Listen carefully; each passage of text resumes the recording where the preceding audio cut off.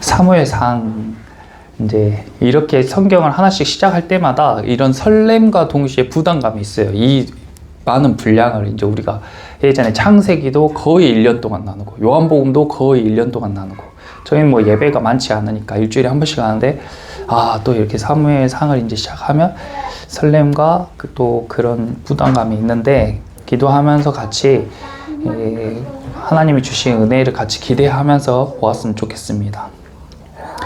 이 책의 제목이 사무엘상이에요. 아시는 분도 있고 눈치채신 분들도 있겠지만 이거 사람 이름입니다. 사무엘상의 배경은 사사기 시대인데 사사기라는 것은 왕이 없고 사사들이 나라를 다스리던 그런 시대예요. 그러니까 사사라는 것은 딱 지정된 그런 지명된 직분이 아니라 그냥 그 무리에서 좀 특출난 사람, 무리에서 좀 뛰어난 사람들이 전쟁이 났을 때에는 전쟁에 좀 뛰어난 사람이 이제 임시 지도자가 돼서 그 군대를 다스리고 또 뭐 마을에 분쟁이 있을 때는 또 지혜 있고 현명한 사람이 지도자가 돼서 다스리고 이런 개념이죠.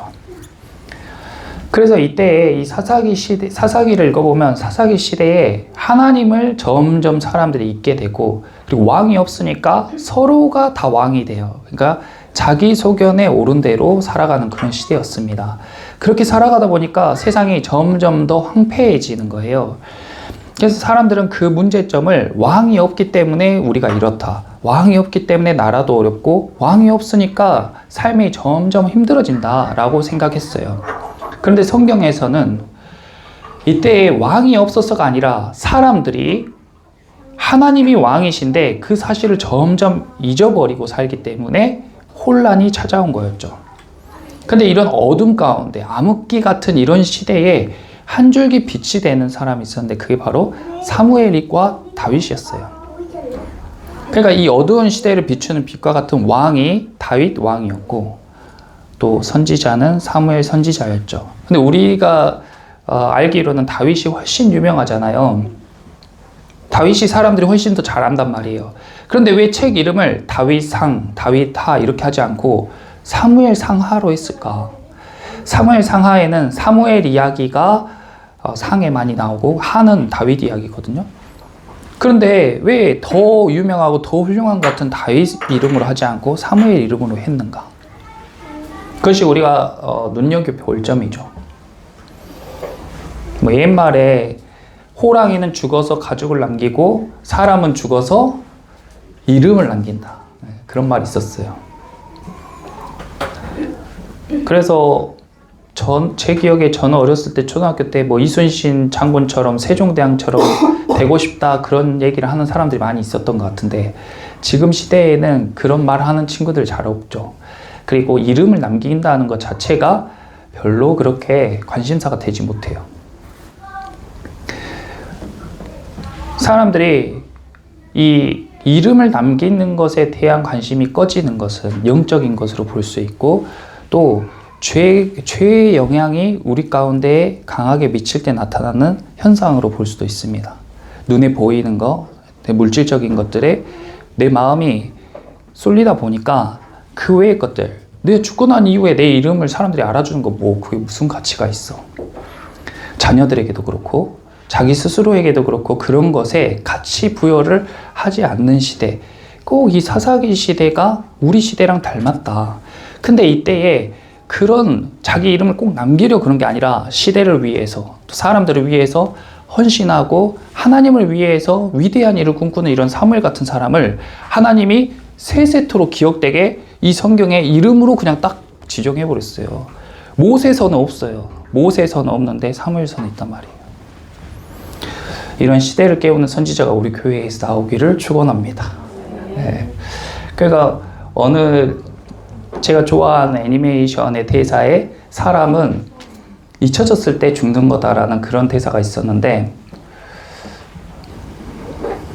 사람이 계속 기억되면 반대로 영원히 사는 거예요. 성경에서 이야기하는 영생의 개념 중에 한 가지는 사람들에게 계속 기억되는 거죠. 예수님이 계속 기억되고 하나님이 계속 기억되고 사무엘이 계속 기억되니까 영원히 살게 되는 거예요. 그런데 이 시대에 자기 유익을 위해서 자기가 잘 살기 위해서 물질을 쫓고 이익을 쫓고 영광을 쫓았던 사람들은 무명의 사람들로 다 잊혀지는 겁니다.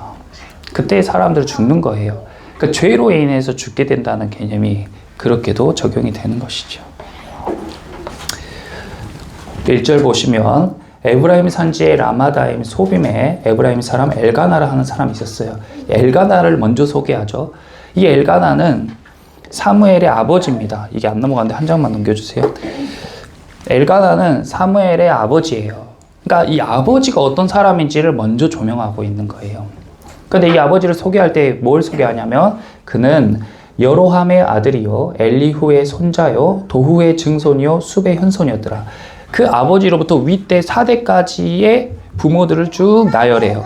근데 이 부모들의 특징이 뭐냐면 성경에 여기 말고는 등장하지 않는다는 겁니다.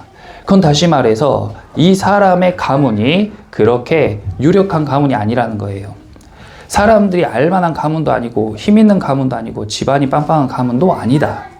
근데 그런 집에서 이런 사람이 나왔고 이 사람을 통해서 사무엘이 탄생했다라는 것을 보여주는 배경입니다. 이 사람의 특징은 그런 무명의 사람 집안이었고 2절에 그에게 두 아내가 있었는데 한 사람의 이름은 한나요 한 사람의 이름은 브닌나였어요. 그러니까 아내를 둘 두는 것도 원래는 안 되는 거예요. 성경은 계속해서 하나님은 둘이 합쳐서 한 몸이 되라고 했어요. 그러니까 아내를 한 명 두는 게 맞아요. 근데 사사기 시대에 자기가 옳은 대로 사람들이 남자가 여자를 많이 데리고 살고 싶잖아요. 본능적으로. 그러니까 자기 소견에 옳은 대로 여자 둘 정도는 괜찮잖아? 내가 케어할 수 있으면 괜찮잖아? 아니 다른 사람에게 피해 안 주면 괜찮잖아? 하면서 아내가 둘이 되고 레위인도 그러니까 제사장도 아내들을 열어두는 첩을두는 그런 시대가 사사기였다.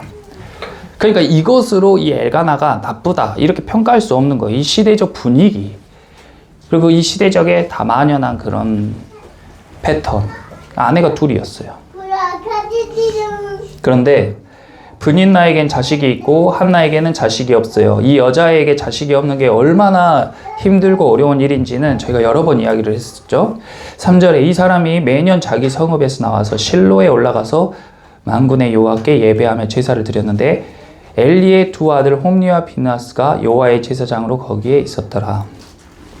1절에서 3절이 사무엘의 출생의 배경이 되는 아버지에 대해 소개하는데 그는 아내가 둘이었어요. 그 사람의 흠이지만 그 시대에 만연한 분위기였기 때문에 그것을 성경이 죄다 잘못했다라고 지적하지 않습니다. 그 두 여자 중에 한 명은 자녀가 있고 한 명은 자녀가 없었어요. 그리고 이 사람은 3절에 매년 자기 성읍, 제가 주보에 지도를 그려놨는데 자기 성읍 라마예요. 라마에서 실로까지 매년 올라가서 예배를 드렸다. 그러니까 이 사람은 예배를 드린 사람이었다는 것을 지금 강조하는 겁니다. 사무엘의 집안은 돈이 많은 것도 아니고 능력이 많은 것도 아니고 유력한 가문에서 출생한 것도 아닌데 뭐예요? 그의 집안은 예배 드리는 부모님, 예배 드리는 가정이었다. 매년 이 사사기 시대에 자기 집 앞에 있는 곳에 가서 예배 드리는 사람도 드문데 실로까지 매년 가가지고 거기서 예배를 드렸다는 거예요. 그러니까 이 어둠의 시대의 한 줄기 빛이죠. 하나님이 보시기에 이 집안에서 내 일꾼을 세워야겠다. 이 집안에서 나를 위한 나의 종을 세워야겠다. 이런 다짐을 하셨겠죠. 그러니까 이 사무엘 가정의 배경에서 다른 것이 아니라 예배드리는 가정이었다는 것을 강조한 겁니다. 그리고 3절에 만군의 여호와께 이렇게 하나님의 명칭을 만군의 여호와라고 했는데 거기 만군의 동그라미 쳐보세요. 이게 성경에서 처음 등장하는 호칭입니다. 만군의 여호와라는 게.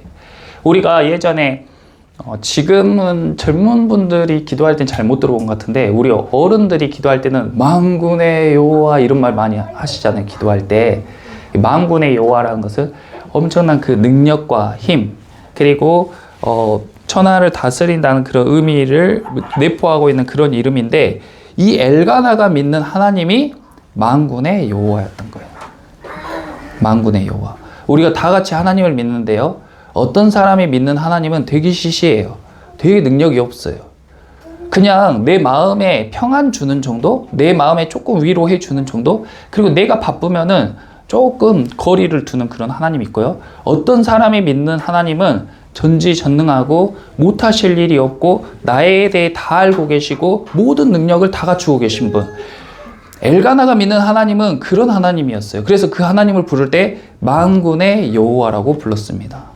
그러니까 우리가 똑같은 하나님을 믿어도요, 다 다른 거예요. 각자가 믿는 하나님이 다 달라요. 그러면 하나님은 자기를 귀하게 여기는 사람에게 자기도 그 사람을 귀하게 여기고, 자기를 경히 여기는 사람에게 자기도 경하게 여기는 거예요.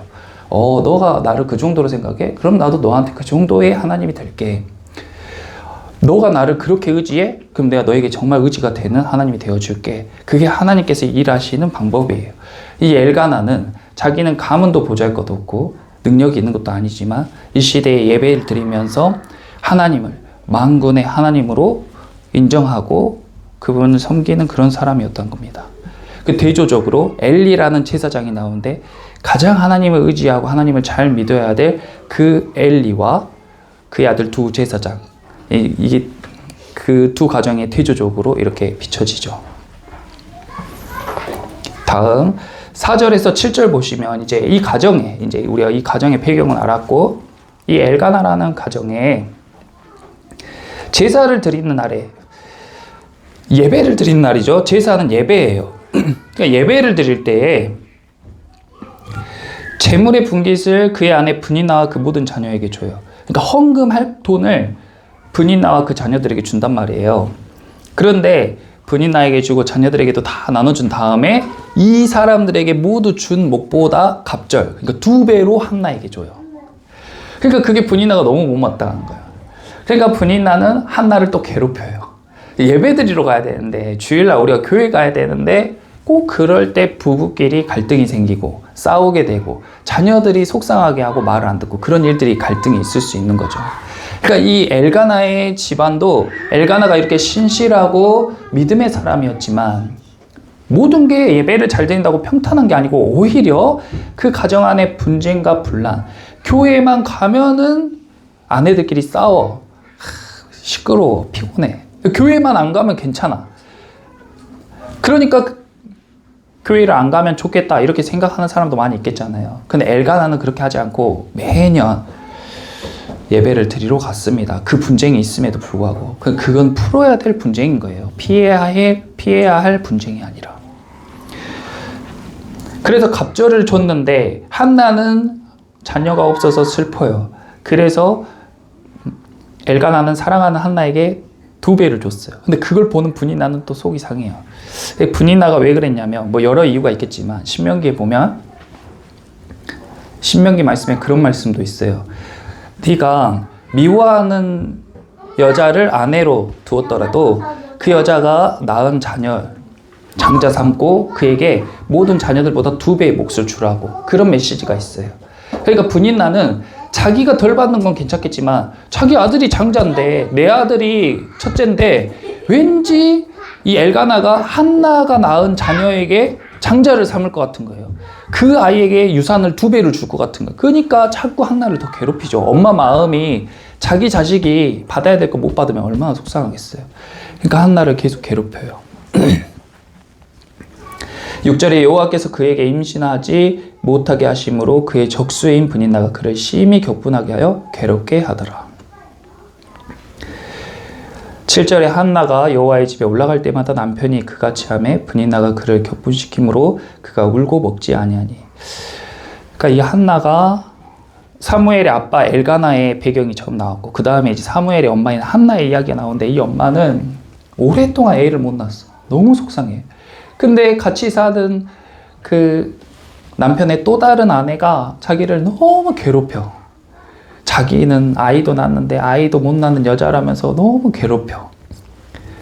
그러니까 너무 마음이 힘든 거예요. 신앙생활 열심히 해. 기도도 많이 해. 근데 하나님이 아이를 안 주는 거예요. 근데 브니나는 기도도 별로 안 해. 신앙생활도 열심히 안 해. 근데 아이만 숨풍숨풍 잘 낳아요. 그러니까 우리가 신앙생활 할 때에 교회를 열심히 다니는 나는 재정적인 어려움도 겪고 갈등도 생기고 관계의 문제도 생기는데, 교회도 안 다니고 술 마시고 자기 하고 싶은 거 다 하는 사람은 사업도 잘 되고 일도 잘 되는 그런 모습을 봤을 때 한나와 브니나의 모습이 오버랩 되는 거죠. 근데 하나님께서 일부러 이 한나에게 아이를 안 주셨다는 사실을 우리가 기억해야 됩니다. 우리가 살아가는데 문제가 있고 어려움이 있을 때 하나님 왜 도대체 나한테 이런 어려움을 주시는 거예요? 하나님이 그 어려움을 일부러 여러분들에게 주실 수 있어요. 하나님이 그 어려움을 일부러 여러분들에게 주실 수 있어요. 그런데 이 한나를 더 힘들게 하는 건 뭐냐? 이 한나를 더 힘들게 하는 건 한 장 넘겨주세요. 남편의 위로가 되지 않는 위로가 더 미치게 하는 거예요. 그러니까 우리가 보면은 이 엘가나는 한나를 사랑해. 누가 봐도 엘가나가 한나를 사랑해요. 그래서 엘가나는 자기 방식으로 한나에게 갑절의 예물을 주면서 한나에게 사랑을 표현해. 근데 그것은 한나에게 위로가 되지 않는단 말이에요. 그래서 엘가나가 한나에게 이렇게 이야기하잖아요. 8절에서 한나여 어찌하여 울며 어찌하여 먹지 아니하며 어찌하여 그대의 마음이 슬프냐. 거기 어찌하여 3번 밑줄 그어보세요.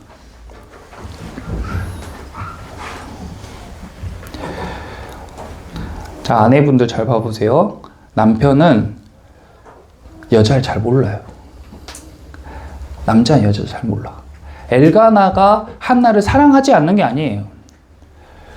한나가 왜 우는지, 왜 밥을 안 먹는지, 왜 슬퍼하는지를 진짜로 몰라요, 남자는. 그러니까 이 한나는 좀 내 마음 좀 알아주지. 나 좀 위로 좀 해주지. 남편이 왜 이래? 할 수 있잖아요. 그리고 남편한테 짜증을 부릴 수도 있고 남편한테 요구할 수도 있죠. 그런데 한나는 그렇게 하지 않았어요. 엘가나는 마음은 있는데 어떻게 위로해야 될지 몰라. 자기식으로 위로했다가 아내가 계속 슬퍼하니까 아니 왜 울고 왜 먹지도 않고 왜 슬퍼해 지금. 내가 너한테 분깃을 2배나 줬잖아. 분인나한테는 그렇게 안 하잖아. 근데 왜 그렇게 슬퍼하는 거야. 10 아들보다 내가 너한테 더 잘하잖아. 더 위로가 되는 존재잖아. 그렇게 이야기하지만 한나한테는 그게 아닌 거예요. 그때에 한나가 선택한 것이 분인나와 막 싸우거나 남편을 막 갈궜다면 이 가정은 굉장히 어려운 가정이 됐을 거예요. 그런데 이 한나의 선택이 뭐였냐면 그렇게 하지 않고 기도하러 간 거예요. 기도하러 간 거예요. 여러분 힘들고 어려운 일이 있을 때 그것을 해결하려고 나의 방식으로 나의 감정대로 말이나 행동하지 마시고 기도의 자리로 나가시기를 축원합니다. 그것이 가장 베스트예요. 그게 베스트예요. 자기 마음 못 알아준 남편 갈고도 계속 모르는 거예요. 몰라요. 다음 넘겨주세요. 그런데 왜 하나님은 한나에게 자녀를 주지 않으셨을까? 그녀의 삶이 너무 불행한 삶인가 그러면. 그런데 우리가 이 성경을 통해서 살펴보니까 한나의 입장에서는 그 시간이 너무 힘들고 괴롭고 정말 하나님이 도대체 나에게 왜 이러실까 했는데 하나님의 큰 그림 안에는 그렇게 하신 이유와 목적이 있었다는 거예요. 이 사무엘이라는 엄청난 그 거장을 한나를 통해서 나오게 하기 위해서 하나님께서 엘가나와 한나부터 준비를 시키시는 거예요. 사무엘이 그냥 나오는 게 아니에요. 사무엘이 나오기 위해서 그의 부모들부터 훈련시키는 시간, 그의 부모들부터 단련되는 시간이 필요했다는 거예요. 여기 계신 저와 여러분들의 자녀들이 사무엘과 같이 되기를 예수님의 이름으로 축복합니다. 그렇게 만드시기 위해서 지금 저와 여러분을 훈련시키시는 거라고요. 왜 분인나는 아이만 스풍스풍 잘라요? 그 애들은 성경에 안 나와요. 그 애들은 관심이 없어요. 하나님의 관심도 없고 사람들에도 관심이 없어요. 그 아이들이 뭐 얼마나 적당히 잘 살았는지, 얼마나 좋은 직장을 가졌는지, 어떻게 잘 먹고 잘 살았는지 관심이 없다고요. 그냥 적당히 살다가 적당히 죽은 거예요. 그러니까 별일이 없죠. 근데 사무엘 같은 사람은요, 사람들을 살리고 나라를 구해야 될 사람은 준비 과정이 필요하고 훈련 과정이 필요한 거예요. 그런데 예전에 안중근 의사 어머니 같은 분들은 아들이 감옥에서 나왔는데 다시 들어가라고 하시잖아요. 왜 그래요? 아들을 사랑하지 않아서 그래요? 아니에요. 그 아들이, 자기가 사랑하는 아들이 그냥 적당히 자기와 함께 먹고 자고 그렇게 살다가 가는 게 아니라 나라를 위해서, 더 많은 사람들을 위해서 큰일을 할 아들인 줄 알기 때문에 어머니가 그런 선택을 하신 거죠. 그러니까 저와 여러분도 사무엘과 같은 자녀를 이국 가운데 하나님께서 세우시기를 작정했을 때에 우리를 먼저 다룬다는 사실을 기억하시기를 축복합니다. 한 장 더 넘겨주세요. 그래서 한나가 이 시간을 통해서 너무 괴롭고 손해만 보는 것 같은데 하나님께서는 이 시간을 통해서 한나에게 4가지 영적인 훈련을 시키셨어요. 첫 번째는 저를 한번 따라서 해주세요. 기도 훈련. 기도 훈련. 기도하지 않는 부모 밑에서 어떻게 큰 인물이 나옵니까? 가령 큰 인물이 나왔다 해도 그 사람이 어떻게 하나님을 위해서 위대한 일을 해요? 절대 그럴 수가 없죠. 그러니까 한나에게 기도하는 훈련을 시킨 거예요. 그래서 한나는 속상하고 막 속이 뒤집어질 것 같을 때마다 성전으로 가서 기도하는 거예요. 눈물 흘리며 기도하는 거예요. 누가 보든지 말든지 하나님이 그것을 들으시는지 안 들으시는지 아무 감흥이 없어도 계속 기도하는 거예요. 두 번째 따라해 주세요. 인내 훈련. 인내하지 못하는 사람은 절대 큰 일을 할 수가 없습니다. 높은 탑, 큰 탑은요, 짓는 시간이 오래 걸리는 거예요. 후딱후딱 짓고 싶은 사람들은 부실공사하거나 그런 걸 아예 지을 수가 없는 거예요. 자녀들을요, 위대하게 키우고 싶으면요, 그런 인내의 시간이 필요해요. 나의 가정을 위대한 가정이 되게 하고 싶으면 인내의 시간이 필요한 거예요. 우리 교회가 좋은 교회가 되려면요, 인내의 시간이 필요해요. 인내가 없이는 아무것도 이룰 수가 없어요.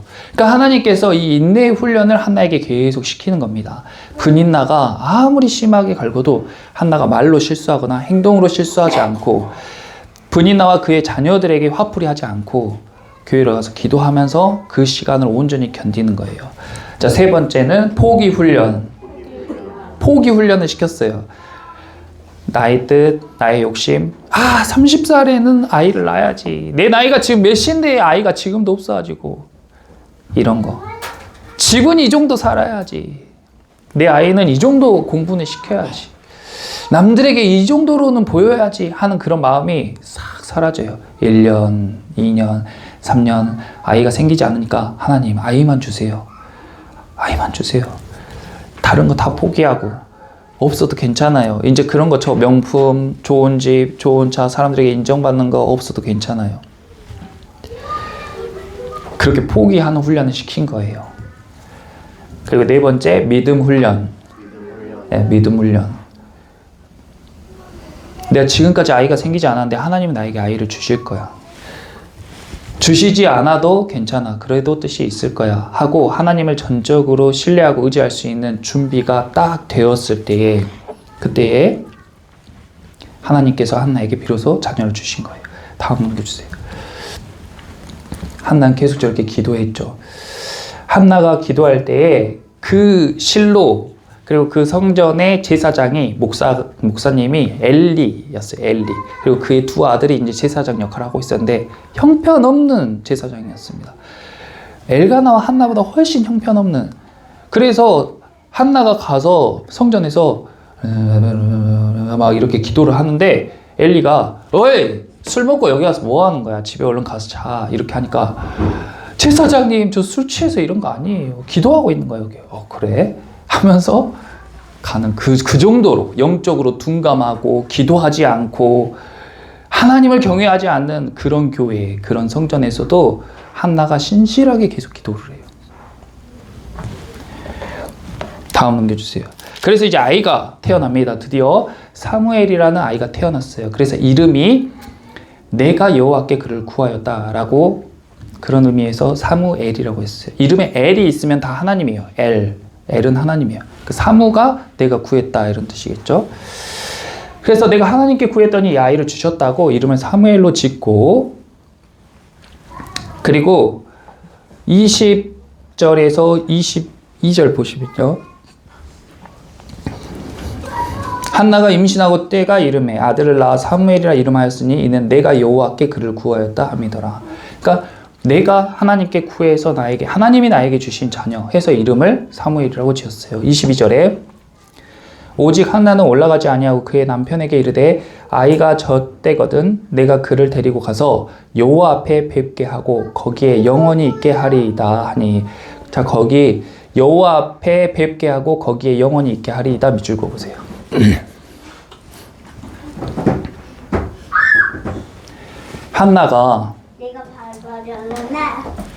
한나가 낳은 이 아이가 보통 아이가 아니잖아요. 그렇게 눈물 흘리고 그렇게 고통당하고 무시, 멸시, 괴로운 시간을 인고의 시간을 다 통과해가지고 하나님이 주신 소중한 생명 그게 사무엘이란 말이에요. 근데 이 사무엘이 어떤 의미인지 엘가나도 잘 알고 있는데, 이 한나가 엘가나에게 얘가 젖만 떼면 내가 얘를 데리고 성전에 가가지고 하나님을 만나게 하고 거기에 영원히 있게 할 거야. 이게 무슨 말이냐면, 실로에 가가지고 그 형편없는 제사장, 엘리 제사장, 홈리와 비느하스, 한나가 몰랐을까요? 다 알죠. 사람들이 다 알아요. 그 목사와 그 자녀들이 어떻게 교회에서 행동하는지 다 안다고요. 교회의 성도들이 열심히 정성껏 헌금한 예물을 자녀들이 막 자기 마음대로 사용하고, 엘리는 나이가 먹어가지고 신경도 안 쓰고 그냥 맨날 아이들에게 오냐 하면서 그런 제사장. 근데 그럼에도 불구하고 거기가 하나님의 전이니까 이 사무엘을 자기 목숨보다도 아끼는 이 아이를 그 성전에 맡기는 거예요. 그러니까 집에서 왔다 갔다가 아닙니다. 그냥 성전에 맡기는 거예요. 그 엘리 제사장에게. 자기는 1년에 한 번 보고. 여기 지금 자녀가 있으신 분들이 많으니까 여러분들이 하나님께 이 아이를 드려야겠다, 하나님의 뜻대로 이 아이를 써주세요 하고 교회에 맡기고 1년에 한 번씩 만난다 생각해 보세요. 상상이나 됩니까? 사무엘을 사랑하지 않아서 그런 게 아니에요. 한나가 기도하고 인내하고 포기하고 믿음이 생기는 그 과정에서 이런 결단을 할 수 있는 사람으로 빚어졌다는 거예요. 만들어졌다는 거예요. 그 시간에 1, 2년이 아닙니다. 그래서 사무엘을 성전으로 보내요. 근데 그 형편없이 보이는 그 성전에서요, 사무엘이 또 기도하고 인내하고 포기하고 믿음을 키우는 훈련을 통해서요, 나라를 구원하고 나라를 다스릴 인물로 성장돼요. 좋은 학원에 다니고 좋은 학교에 다니고 좋은 선생님에게 배우는 것도 중요하죠. 그런데 하나님께 붙잡힌 사람은 언제 어디서나 무엇을 하든지 하나님의 뜻대로 세우실 줄 믿습니다. 하나님의 주권에 달린 거예요. 하나님의 손에 달린 거예요. 한 장 넘겨주세요. 그래서 이 한나의 이 아내, 하나님께 서원했어요. 하나님, 제가 이 아이를 하나님께 드릴게요. 하나님께서 하나님의 뜻대로 사용해 주세요.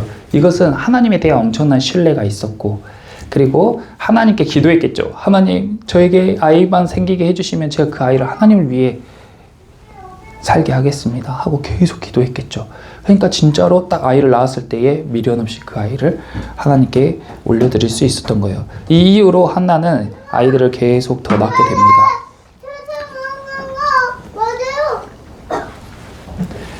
한 장 넘겨주세요.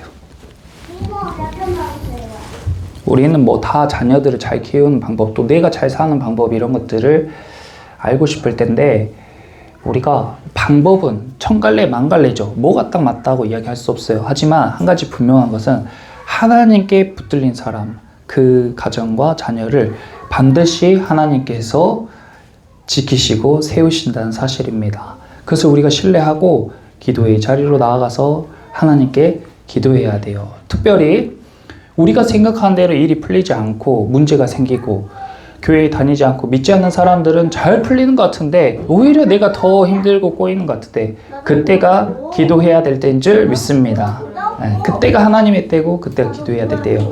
그리고 그때 눈에 보이는 것들은 막 꼬여가는 것 같지만 눈에 보이지 않는 영적인 것들 우리에게 쌓이고 충전되고 영적인 근력이 막 길러지는 시기예요. 그때가 성장통이죠. 그래서 한 장 더 넘겨주세요. 이렇게 기도하는 아이, 사무엘이 기도하면서 어렸을 때부터 하나님의 음성을 들어요. 엘리 제사장은 못 들어요. 근데 사무엘은 들어요. 그래서 하나님의 음성을 듣고 하나님의 가이드를 따라서 아이가 자란단 말이에요. 저렇게 깜깜하고 어두운 시대에 저 아이에게 스포트라이트가 딱 비춰져요. 그래서 하나님께서 저 아이를 인도하십니다. 그러니까 저와 여러분의 삶도, 그리고 우리 자녀들의 삶도 이 사무엘과 같이 이 사무엘서를 우리가 함께 나눌 때 그런 이 어둡고 혼돈하고 공허한 이 시기에 한 줄기 빛이 우리 교회와 또 저와 여러분 가정 가운데에 비추기를 예수님의 이름으로 축원합니다. 아멘. 우리 모두 일어나서 함께 찬양하고 기도하겠습니다.